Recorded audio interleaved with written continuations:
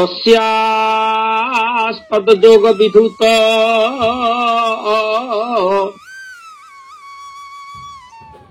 मर्त्यं मर्त्यं अद्भुत शरीर स्रोतसां प्रवरा सौम्य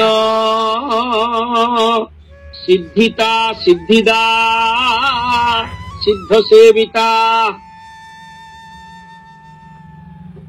देवहूति तांकर समस्त भौतिक गुण विवर्जित है भगवान का जोग ध्यान रे से प्रवेश करी भगवान का शरीर रे से तलीन हेले एवं तांकर शरीर समस्त भौतिक दोष विवर्जित है शरीर जल रूप रे बहिगला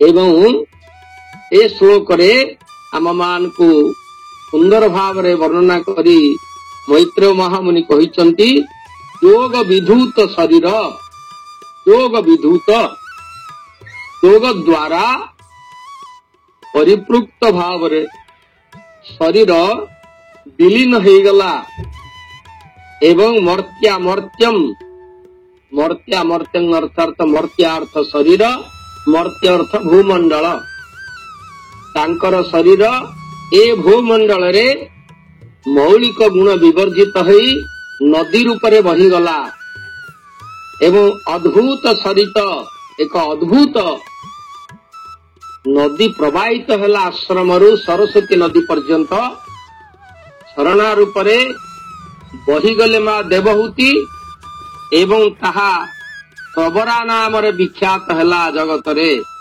एवं ताहा देवता मानक त्रिभुवन लोक मानक एक तीर्थ क्षेत्र रे परिणत हो गला से प्रवरा स्रोत जगत को प्लावन कला एक गोटे कथा आपण मान आगे मु प्रकाश करने को चाहे गंगा सरस्वती नर्मदा कावेरी ये सब नदी मानकर कथा आम मानक मन रे जात हेले गंगा अर्थार्थ आमे माने दर्शन हिमालय ठारू महासागर पर्यंत जी व्यापिकी रही ताहाको गंगा कहा जाउची बा ब्रह्मपुत्र कहा जाउची बा कृष्णा कहा जाउची बा कावेरी कहा जाउची नदी मान को नामकरण कराइछि किंतु ये नदी मानकर सृष्टिर पूर्वाभास आमे माने हुए तो केतक क्षेत्र रे आम मानकर चिंताधारार बाहर अछि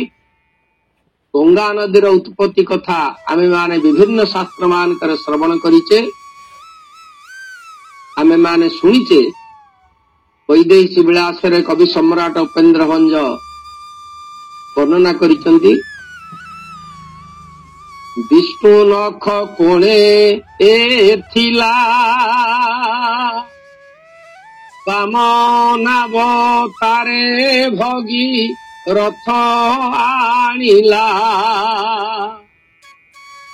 विष्णु भगवान नख कोण रे गंगा अवस्थान करथिले तेबे भगवान नख कोण को गंगा आसिले केमितिका ये नदी मानकर उत्पत्ति कथा जो प्रवरा नदी कथा में माने अनुभव करुचे कर्दम महामुनि आश्रम एक श्रुतस्मिनी नदी बहिगला सरस्वती नदी पर्यंत जहाँ प्रवरा नदी हिसाब रे जगत रे विदित हैला एवं देवता दानव मानव माने सेथरे स्नान पान करी ताहाकू निजर मुख्यदायिनी हिसाब रे गणना कले ठीक से भली भाव रे गंगा भगवान ब्रह्मा द्वारा निर्मित होइछन्ति ए विश्व ब्रह्मांड रे प्रत्येक देवता मानक पई ब्रह्मा गोटिए गोटिए नारी मूर्ति सेमानक सहित संयुक्त करिवा पई तैयारी करिसंती भगवान विष्णु को पई लक्ष्मी के तैयारी कले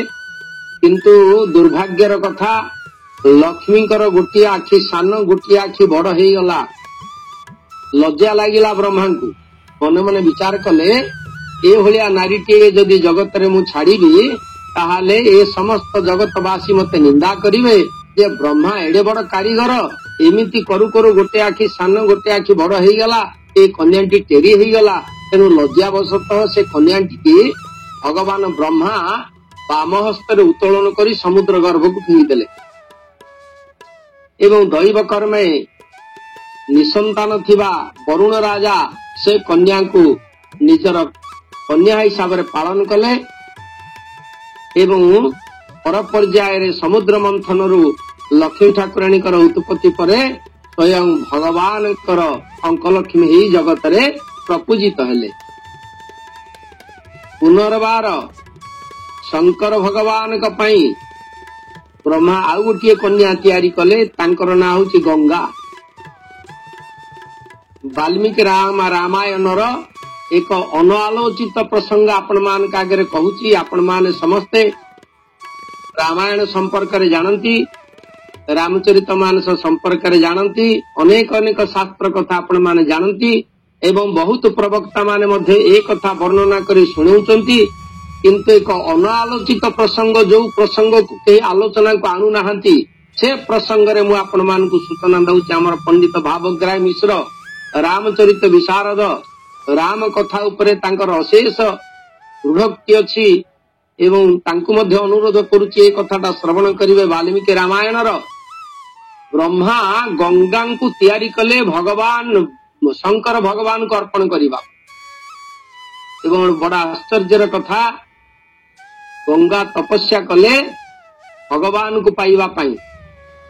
ସୃଷ୍ଟିକର୍ତ୍ତା ବ୍ରହ୍ମାଙ୍କର ନିର୍ଦ୍ଦେଶକୁ ଅବମାନନା କରି ଗଙ୍ଗା ଭଗବାନଙ୍କର ନାମ ଜପ କଲେ। ଓಂ ନମୋ ଭଗବତେ ବାସୁଦେବାୟ ନାମକୁ ଅଖଣ୍ଡ ଭାବରେ ଜପ କଲେ।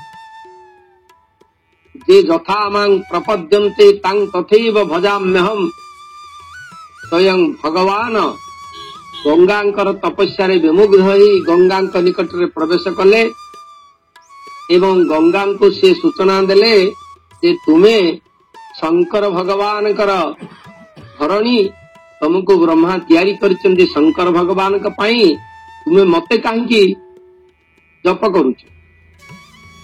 ଗଙ୍ଗା ସୁନ୍ଦର ଭାବରେ ଉତ୍ତର ଦେଲେ, କହିଲେ ମହାପ୍ରଭୁ, ଏ ଜଗତ ହେଉଛି ସମସ୍ତ ଆପଣଙ୍କର, ମୁଁ ମଧ୍ୟ ଆପଣଙ୍କର, ମତେ ଆପଣଙ୍କର ପାଦ ତଳେ ସ୍ଥାନ ଦିଅନ୍ତୁ।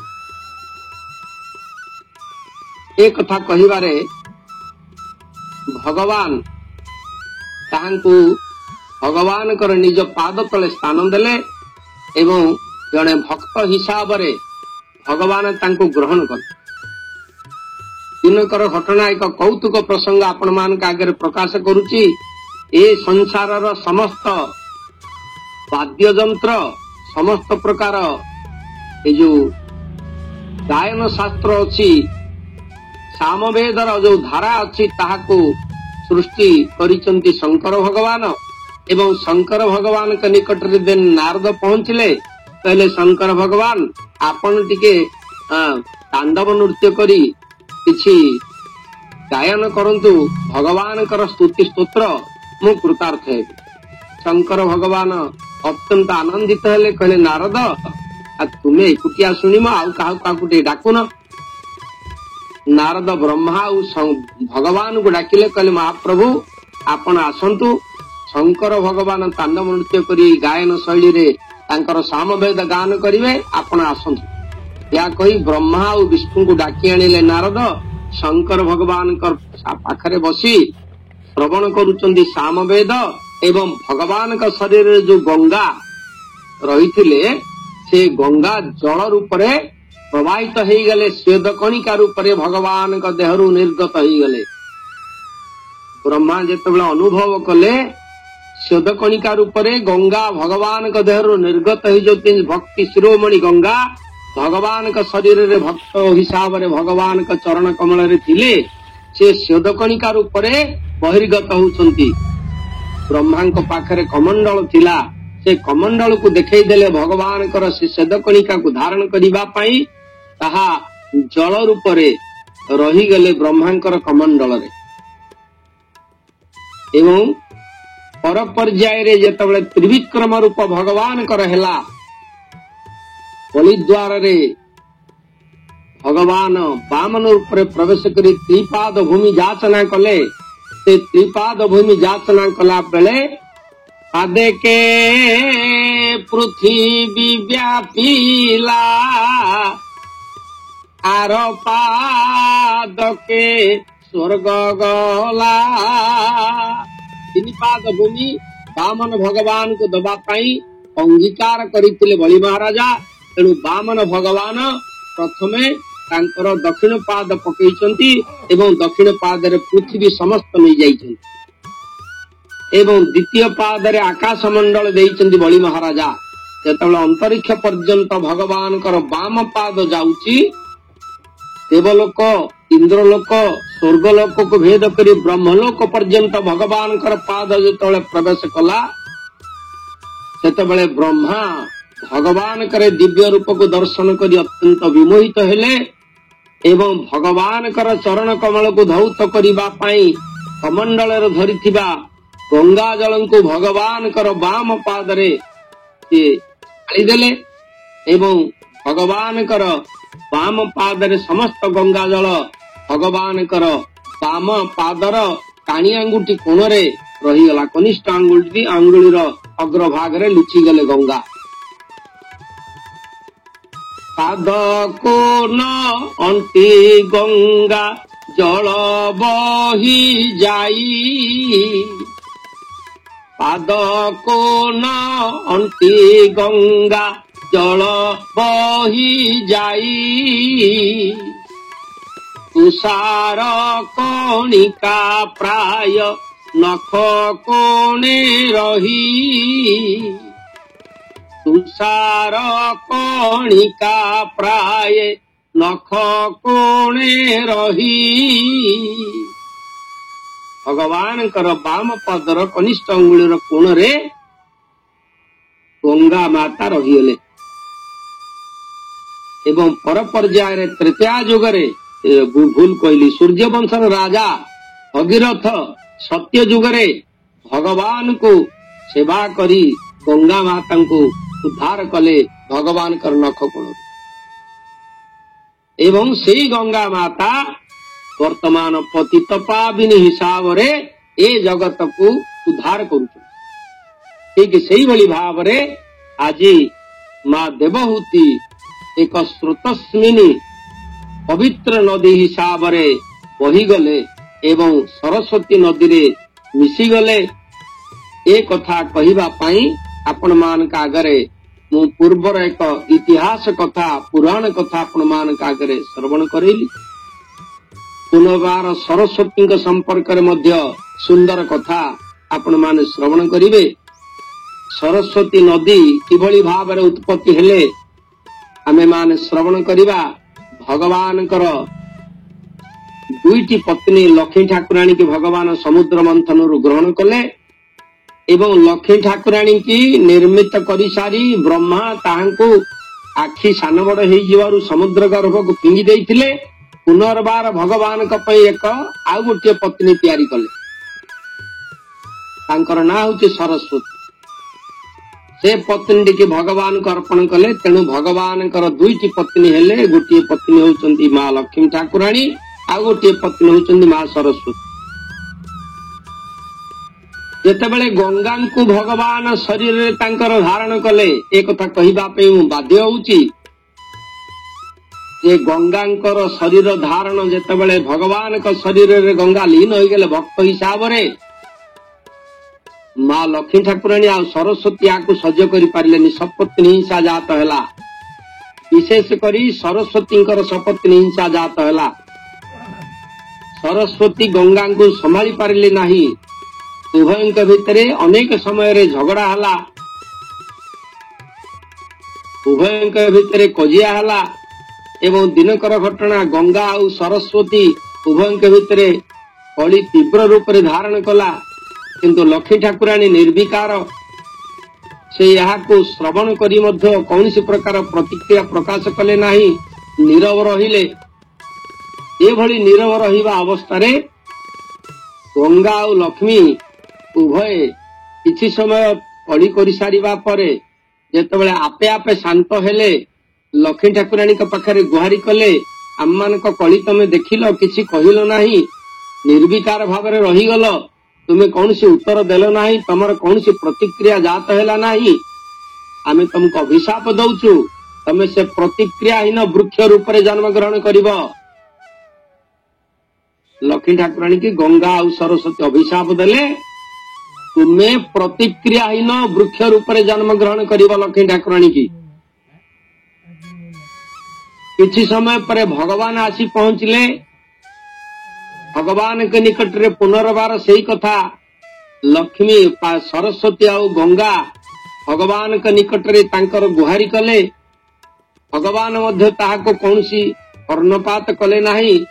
निर्विकार भाव रे रहिले कौनसी प्रकार प्रतिक्रिया प्रकाशन करी गंगा और सरस्वती उभय भगवान को अभिशाप देले तुम्हें दारू भली आमर कथा काठ भलिया बसी रहिला आम कथा सुनिकरी कौनसी प्रकार उत्तर दौना तुम्हें दारीभूत मुरारी ही जाओ।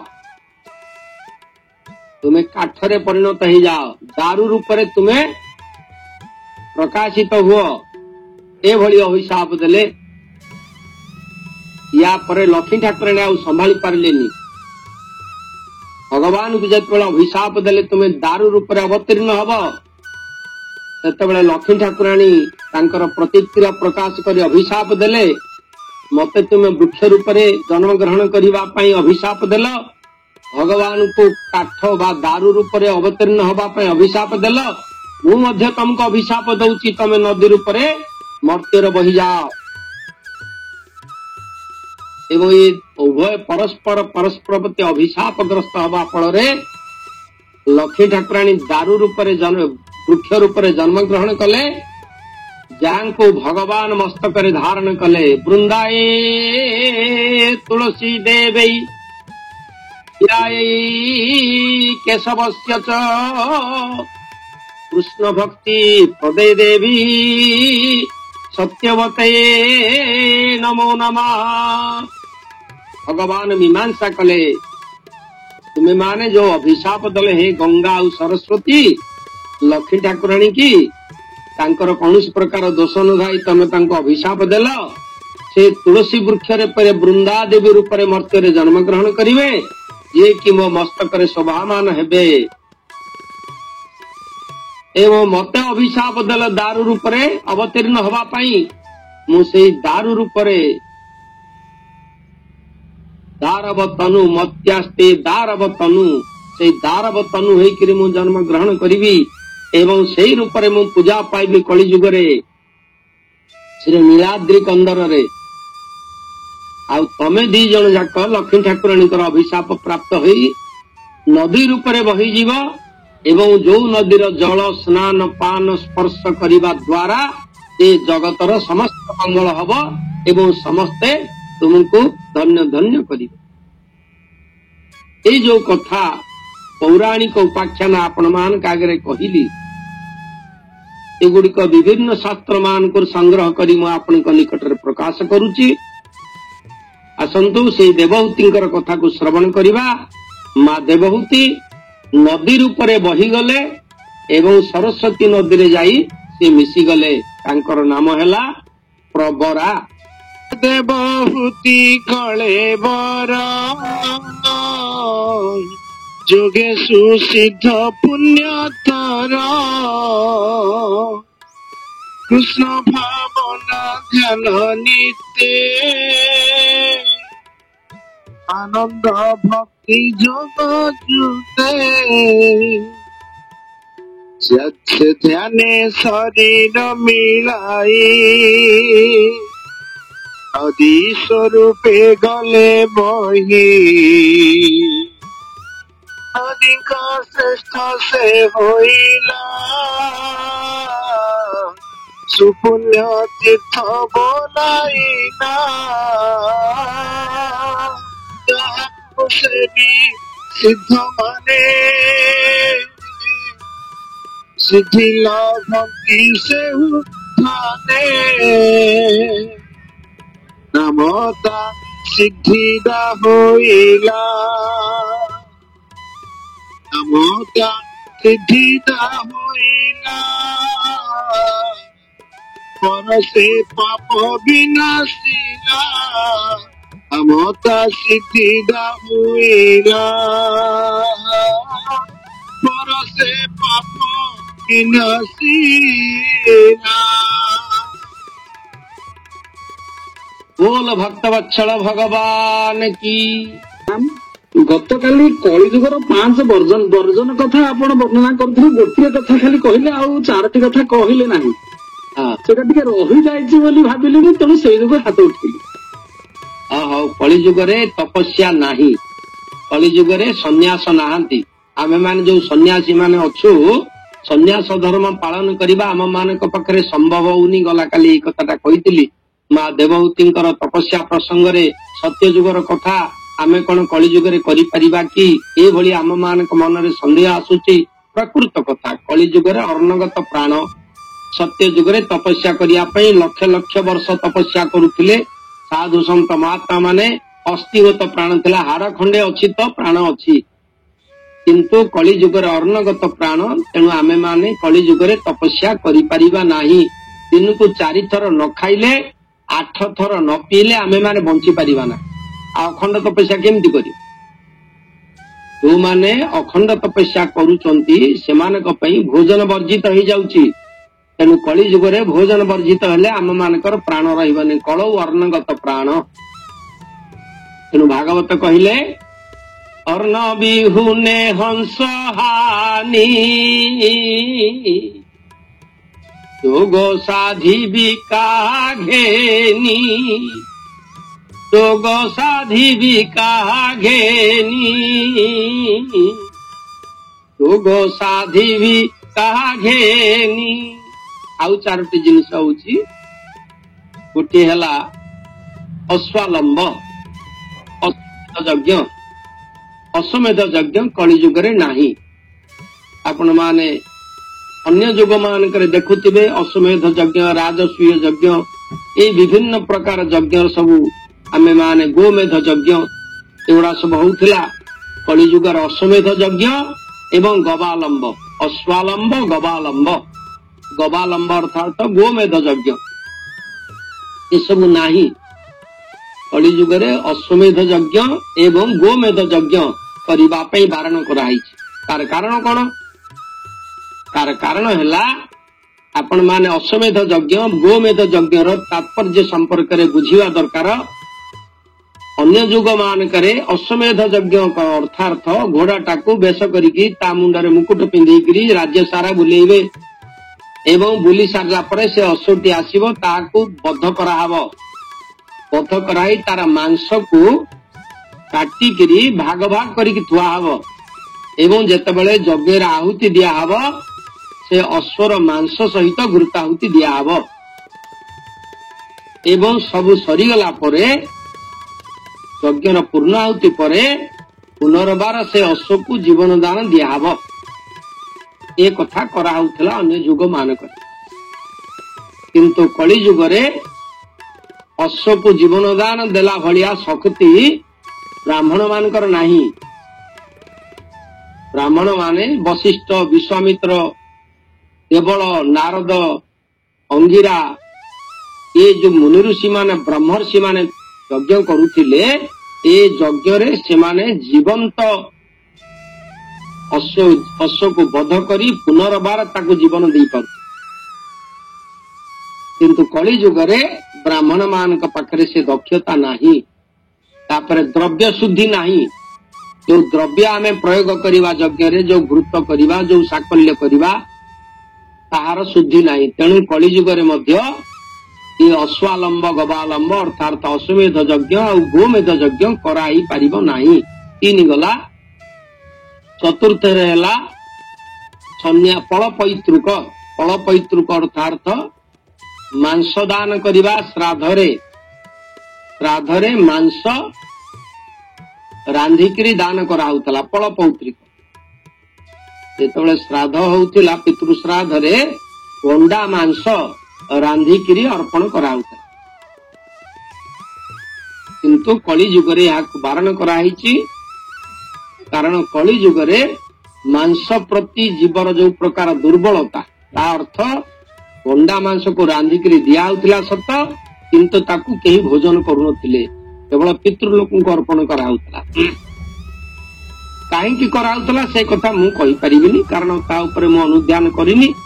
ପିତୃଲୋକ ମାନଙ୍କୁ ଗଣ୍ଡା ମାଂସ କାହିଁକି ରାନ୍ଧିକି ଦିଆଯାଉଥିଲା ସେ କଥା ମୁଁ ଅନୁଧ୍ୟାନ କରିନି, ତାହା କହିପାରିବିନି।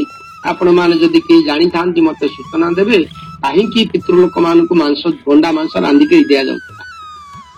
ୟା ସମ୍ପର୍କରେ ସୁନ୍ଦର ଆଖ୍ୟାୟିକ ଗୋଟେ ଅଛି, ଆପଣ ଶୁଣିଥିବେ। ଶଙ୍କର ଭଗବାନ ଗୋଟେ ଗଣ୍ଡା ପୋଷିଥିଲେ ମା ପାର୍ବତୀଙ୍କ ଇଚ୍ଛାକୁ ପରିପୂରଣ କରିବା ପାଇଁ। ଶଙ୍କର ଭଗବାନ ଗଣ୍ଡା ପୋଷିଥିଲେ କୈଳାସରେ, ଏବଂ ଯୁଧିଷ୍ଠିର କହିଲେ ପଣ୍ଡୁ ମହାରାଜଙ୍କର ପିତାଙ୍କର ଶ୍ରାଦ୍ଧ ଆସିଲାଣି, ଅର୍ଜୁନ ତୁମେ ଯାଅ ଆଉ ଗୋଟିଏ ଗଣ୍ଡାକୁ ବଧ କରି ତାର ମାଂସ ଧରିକି ଆସିବ। ଅର୍ଜୁନ ଗଲେ ଧନୁର୍ବାଣ ଧରି ଗାଣ୍ଡି ଧାରଣ କରି, ବୁଲି ବୁଲିକି ଗଣ୍ଡା କୋଉଠି ପାଇଲେନି। ପାର୍ବତୀ ବନ ଭିତରେ ପଶିଲେ, ଗୋଟେ ଗଣ୍ଡାଟିଏ ଚରୁଚି ଦେଖିଲେ, ତାକୁ ବଧ କଲେ। ଆଉ ଯେମିତି ଗଣ୍ଡା ଟିକେ ବଧ କରିଦେଲେ, ପାର୍ବତୀ ମହାରାଣୀ ଚିନ୍ତାରେ ପଡିଗଲେ, ମୋ ଗଣ୍ଡା ଟିକେ ଅର୍ଜୁନ ଆସିକି ମାରିଦେଲା। ଶଙ୍କର ଭଗବାନ ଆସିଲେ, ଅର୍ଜୁନଙ୍କ ସହିତ ଯୁଦ୍ଧ କଲେ, ଏବଂ ଅର୍ଜୁନ ଶଙ୍କର ଭଗବାନଙ୍କ ବେକରେ ତାଙ୍କର ଗାଣ୍ଡିବର ହୁଳ ପକେଇ ଶଙ୍କର ଭଗବାନଙ୍କୁ 10 ଘେରା ବୁଲେଇ ଦେଲେ। ଯାହା ଫଳରେ ଶଙ୍କର ଭଗବାନ କୋପେ ବର ତପେ ବର, ଏ ଶଙ୍କର ଭଗବାନ ସନ୍ତୁଷ୍ଟ ହେଇ ଅର୍ଜୁନକୁ ବର ଦେଲେ, ତମେ କି ବର ମାଗୁଛ ମାଗ, ମୁଁ ଦେବି। ତମେ ମୋ ସହିତ ଯୁଦ୍ଧ କରି ମତେ ଯୁଦ୍ଧରେ ପରାସ୍ତ କରିଦେଲ, ମୁଁ ତୁମକୁ ଯାହା ବର ମାଗିବ ତାହା ଦେବି। ତମେ ସ୍ନାନ ଶୌଚ କରି ଆସ। ଅର୍ଜୁନ ଗଲେ ସ୍ନାନ କରିବା ପାଇଁ, ବାଟରେ ପାର୍ବତୀ ଦେଖିଲେ, କହିଲେ ବାପା ଶଙ୍କର ଭଗବାନ ତୋ ଉପରେ ସନ୍ତୁଷ୍ଟ ହେଇକିରି ତତେ ବର ଦେବା ପାଇଁ ଯାଉଛନ୍ତି, କଣ ମାଗିବୁ? ନା ମା କଣ ମାଗିବି ତ ଏ ପର୍ଯ୍ୟନ୍ତ ମୁଁ ବିଚାର କରିନି, କଣ ମାଗିଲେ ଭଲ ହବ ଟିକେ ବତେଇ ଦଉନ। ନା ଶଙ୍କର ଭଗବାନଙ୍କ ପାଖରେ ଗୋଟେ ଅସ୍ତ୍ର ଅଛି, ସେ ଅସ୍ତ୍ରଟିର ନାଁ ହଉଛି ପାଶୁପତ ଅସ୍ତ୍ର। ସେ ଅସ୍ତ୍ର ସ୍ୱୟଂ ଭଗବାନଙ୍କ ପ୍ରତି ପ୍ରୟୋଗ କଲେ ମଧ୍ୟ ତାହା ପରାସ୍ତ ହବ ନାହିଁ। ତେଣୁ ସେ ଅସ୍ତ୍ର ଟିକେ ମାଗିକିରି ନବ, ତମର ଭବିଷ୍ୟତରେ ଭଲ ଦରକାରରେ ଆସିବ। ଅର୍ଜୁନ ଖୁସି ହେଇଗଲେ। ସ୍ନାନ ଶୌଚ ହେଇ ଆସି ଶଙ୍କର ଭଗବାନ ଯେତେବେଳେ ପଚାରିଲେ କି ବର ମାଗୁଛ ମାଗ, ଅର୍ଜୁନ କହିଲେ ପ୍ରଭୁ ମତେ ପାଶୁପତ ଅସ୍ତ୍ରଟା ଦିଅନ୍ତୁ। ଶଙ୍କର ଭଗବାନ ଆଶ୍ଚର୍ଯ୍ୟ ହେଲେ, କହିଲେ କି ଆଶ୍ଚର୍ଯ୍ୟ କଥା, ଇଏ ପାଶୁପତ ଅସ୍ତ୍ର ମୋ ପାଖରେ ଅଛି ବୋଲି ଜାଣିଲା କେମିତିକା? ଏବଂ କୌତୁକରେ ପଚାରିଲେ, କହିଲେ ଅର୍ଜୁନ ଆଉ ତମେ ତ ଯାହା ମାଗିଲ ମୁଁ ନିଶ୍ଚୟ ଦେଲି, କିନ୍ତୁ ମୋ ପାଖରେ ପାଶୁପତ ଅସ୍ତ୍ରଟା ଅଛି ବୋଲି ତମେ କେମିତି ଜାଣିଲ? ଅର୍ଜୁନ ସତ କଥା କହିଲେ, କହିଲେ ମା ମତେ ବତେଇ ଦେଲେ। ନା ଆଉ ଗୋଟେ କାମ କର, ମୋଠୁ ତ ପାଶୁପତ ଅସ୍ତ୍ରଟା ନେଲଣି, ଆଉ ମା ପାଖରେ ଗୋଟେ ଭଲ ଜିନିଷ ଅଛି ମାଗିକି ନଉନ। ନା କଣ ସେଇଟା? ନା ଅକ୍ଷୟ ତୁଣୀର। ତେଣୁ ଅର୍ଜୁନ ମା ପାର୍ବତୀଙ୍କ ପାଖରେ ଆସି ଶରଣ ପଶିଲେ, ତାଙ୍କ ପ୍ରାର୍ଥନା କରି କିଛି ବର ପ୍ରାର୍ଥନା କଲେ, ଏବଂ ପାର୍ବତୀ ମହାରାଣୀ ସନ୍ତୁଷ୍ଟ ହେଇକିରି ଅର୍ଜୁନକୁ ବର ଦେବା ପାଇଁ କହିବାରୁ ଅକ୍ଷୟ ତୁଣୀଟି ମାଗିକିରି ନେଲେ। ଏ ଯୋଉ ଗଣ୍ଡା ମାଂସ କଥାରେ ଏ ସୁନ୍ଦର କଥାଟି ମହାଭାରତରେ ଏକ ଆଖ୍ୟାୟିକା, ଆହୁରି ସୁନ୍ଦର ଭାବରେ ବର୍ଣ୍ଣନା ହେଇଛି। ମୁଁ କହିବାକୁ ମୋର ସମୟ ନାହିଁ, ମୁଁ ସେଥିପାଇଁ ସଂକ୍ଷିପ୍ତ ଭାବରେ କହିଲି। ୟା କଳି ଯୁଗରେ ନାହିଁ, ଏବଂ ଦେବରେଣ ସୁତ ପ୍ରାପ୍ତି। ଆପଣ ମାନେ ସମସ୍ତେ ଜାଣିଥିବେ ଯେ ଆମର ଧୃତରାଷ୍ଟ୍ରଙ୍କର ପିତା, ତାଙ୍କର ନାଁ ହଉଛି ବିଚିତ୍ର ବୀର୍ଯ୍ୟ। ବିଚିତ୍ର ବୀର୍ଯ୍ୟ ଅଳ୍ପ ବୟସରେ ତାଙ୍କର ଶରୀର ତ୍ୟାଗ କଲେ, ଏବଂ ତାଙ୍କର 2ଟି ପତ୍ନୀ, ଗୋଟିଏ ପତ୍ନୀଙ୍କର ନାଁ ହଉଛି ଅମ୍ବା, ଆଉ ଗୋଟିଏ ପତ୍ନୀ ନାଁ ହଉଛି ଅମ୍ବିକା। ଅମ୍ବା ଅମ୍ବିକା 2ଟି ପତ୍ନୀ ତାଙ୍କ, ଭୁଲ କହିଲି, ଅମ୍ବିକା ଅମ୍ବାଳିକା। 3ଟି କନ୍ୟା ଭୀଷ୍ମ ଆଣିଥିଲେ କାଶୀରାଜାଙ୍କର 3ଟି କନ୍ୟାଙ୍କୁ, ତାଙ୍କର ନାଁ ହେଲା ଅମ୍ବା ଅମ୍ବିକା ଅମ୍ବାଳିକା। ଭୀଷ୍ମ ବିବାହ କରିବେ ନାହିଁ ବୋଲି ସଂକଳ୍ପ କରିଛନ୍ତି, ମାତ୍ର ଯୁଦ୍ଧରେ ସମସ୍ତ ରାଜା ମାନଙ୍କୁ ପରାସ୍ତ କରି କାଶୀ ରାଜାଙ୍କର 3ଟି କନ୍ୟା ନେଇ ଆସିଲେ, ଅମ୍ବା ଅମ୍ବିକା ଅମ୍ବାଳିକା। ଅମ୍ବା ଏବଂ 3ଟି କନ୍ୟାକୁ ଯେତେବେଳେ ଭୀଷ୍ମ ଆଣିଲେ, ନିଜେ ତ ବିବାହ କରିବେ ନାହିଁ, ସେ କନ୍ୟା 3ଟିକୁ ଅନ୍ୟମାନଙ୍କୁ ଦବାକୁ ଇଚ୍ଛା କଲେ। ଯାହା ଫଳରେ ଅମ୍ବା ପ୍ରାର୍ଥନା କଲେ ଭୀଷ୍ମଙ୍କୁ, ହେ ପିତାମହ ଆପଣ ତ ହଉଛନ୍ତି ପରିତକର୍ମା, ମୁଁ ଜଣେ ରାଜାଙ୍କୁ ଭଲ ପାଉଛି, ମତେ ତାଙ୍କ ସହିତ ବିବାହ ଦିଅନ୍ତୁ। ଅମ୍ବାଙ୍କୁ ତାଙ୍କର ଇପ୍ସିତ ବରଙ୍କ ସହିତ ବିବାହ ଦେଲେ, ଏବଂ ଦୁଇଟି କନ୍ୟା ବାକି ରହିଲେ ଅମ୍ବିକା ଅମ୍ବାଳିକା। ଏ ଦୁଇଟି କନ୍ୟାଙ୍କୁ ତାଙ୍କର ପୁତ୍ର ଭାଇଙ୍କର ପୁତ୍ର ବିଚିତ୍ର ବୀର୍ଯ୍ୟଙ୍କୁ ଅର୍ପଣ କଲେ। ବିଚିତ୍ର ବୀର୍ଯ୍ୟ ସେ ଦୁଇଟି କନ୍ୟାଙ୍କୁ ଗ୍ରହଣ କଲେ, କିନ୍ତୁ ସେମାନଙ୍କର ସନ୍ତାନ ସନ୍ତତି ହେଇନାହାନ୍ତି। ବିଚିତ୍ର ବୀର୍ଯ୍ୟ ଚାଲିଗଲେ, ଯାହା ଫଳରେ ବିଚିତ୍ର ବୀର୍ଯ୍ୟଙ୍କ ହଉଛନ୍ତି କନିଷ୍ଠ ଜ୍ୟେଷ୍ଠ ଭ୍ରାତ ଏବଂ ତାଙ୍କର କନିଷ୍ଠ ହଉଛନ୍ତି ଆମର ବ୍ୟାସ ଭଗବାନ। ଏମାନେ ହଉଛନ୍ତି ସତ୍ୟାବତୀଙ୍କର ସନ୍ତାନ। ଆଉ ଭୀଷ୍ମ ହଉଛନ୍ତି ଗଙ୍ଗାଙ୍କର ପୁତ୍ର, ଯାହା ଫଳରେ ଏମାନଙ୍କର ଭାଇ ସମ୍ପର୍କ, କାରଣ ଗଙ୍ଗା ହଉଛନ୍ତି ଶାନ୍ତନୁଙ୍କର ପତ୍ନୀ, ଶାନ୍ତନୁ ହଉଛନ୍ତି ଭୀଷ୍ମଙ୍କର ପିତା ଏବଂ ଶାନ୍ତନୁ ହଉଛନ୍ତି ସତ୍ୟାବତୀଙ୍କର ସ୍ୱାମୀ। ପର ପର୍ଯ୍ୟାୟରେ ତାଙ୍କୁ ଗ୍ରହଣ କରିଛନ୍ତି। ଯେହେତୁ ଦୁଇଟି ମା ଠାରୁ ଜନ୍ମ ହେବା ହେତୁ ଏମାନଙ୍କର ଭାଇର ସମ୍ପର୍କ, ଯେତେବେଳେ ନିଃସନ୍ତାନ ହେଇଗଲେ ଦୁଇଟି କନ୍ୟା, ସେମାନଙ୍କ ଗର୍ଭରେ ସନ୍ତାନ ପ୍ରଦାନ କରିବା ପାଇଁ ବ୍ୟାସଙ୍କୁ ଅନୁରୋଧ କଲେ, ମା ସତ୍ୟବତୀ ତୁମେ ତାଙ୍କର ଭାଇ ଏମାନଙ୍କ ଗର୍ଭରେ ସନ୍ତାନ ପ୍ରଦାନ କରି ବଂଶ ରକ୍ଷା କର। ତେଣୁ ମନ୍ତ୍ର ବଳରେ ତାଙ୍କୁ ଗର୍ଭବତୀ କରାଇଲେ ବ୍ୟାସ। ଏ ଯୋଉ ପ୍ରଥା, ଏ ପ୍ରଥା କଳିଯୁଗରେ ନାହିଁ। ଦେବରେଣ ସୁତୋତ୍ପତ୍ତି, ଅନ୍ୟ ଭାଇମାନଙ୍କ ଦ୍ୱାରା ବଂଶ ରକ୍ଷା କରିବା ପାଇଁ ସନ୍ତାନ ସୃଷ୍ଟି କରିବା କଳିଯୁଗରେ ନାହିଁ। ତାର କାରଣ କଳିଯୁଗରେ ଆମେ ମାନେ ହଉଛେ ଇନ୍ଦ୍ରିୟ ବଶ, ଇନ୍ଦ୍ରିୟ ଜୟୀ ଆମେ ନୁହଁ। ଅର୍ଜୁନଙ୍କର ଗୋଟେ ନାମ ଅଛି, ଆପଣ ମାନେ ଜାଣିଥିବେ, ଗୁଡାକେଶ। ଗୁଡାକେଶର ଅର୍ଥ ଯିଏ ଇନ୍ଦ୍ରିୟଙ୍କୁ ଜୟ କରିଛନ୍ତି, କିନ୍ତୁ ଆମେ ମାନେ ଇନ୍ଦ୍ରିୟଙ୍କୁ ଜୟ କରିପାରୁନାହିଁ। ତେଣୁ ଆମେ ମାନେ ଗୁଡାକେଶ ହେଇପାରିବା ନାହିଁ।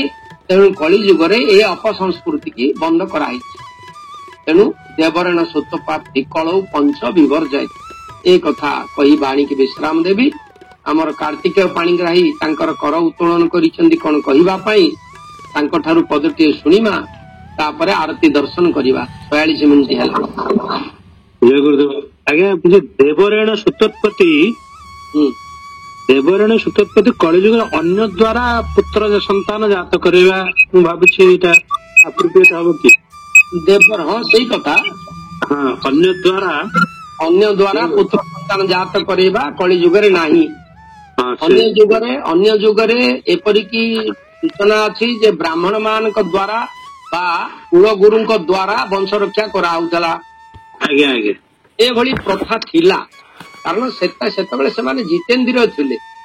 ଆଜ୍ଞା, ସେମାନେ ଯୋଉ ପ୍ରକାର ସାଧନା କରିଥିଲେ, ଆମର ସେ ସାଧନା କଳିଯୁଗରେ ନାହିଁ। ସେଥିପାଇଁ ଏଗୁଡାକ ବାରଣ କରାଯାଇଛି। ହରିବୋଲ। ଆସନ୍ତୁ, ଆପଣ ମାନଙ୍କୁ ଯଦି ସନ୍ତୋଷ କରିଥାଏ କଥାରେ, ତାହେଲେ ନିଜକୁ କୃତାର୍ଥ ମନେ କରିବି। ଆଉ ଯଦି କିଛି ନୂତନ କଥା ଆପଣ ମାନେ ଜାଣିଛନ୍ତି ମତେ ସୂଚନା ଦେଲେ ତାହା ଗ୍ରହଣ କରିବି, କାରଣ ମୁଁ ଅଜ୍ଞ ଅକିଞ୍ଚନ। ତେଣୁ ଆସନ୍ତୁ, ଆମେ ମାନେ ବର୍ତ୍ତମାନ ଆରତୀ ଦର୍ଶନ କରିବା।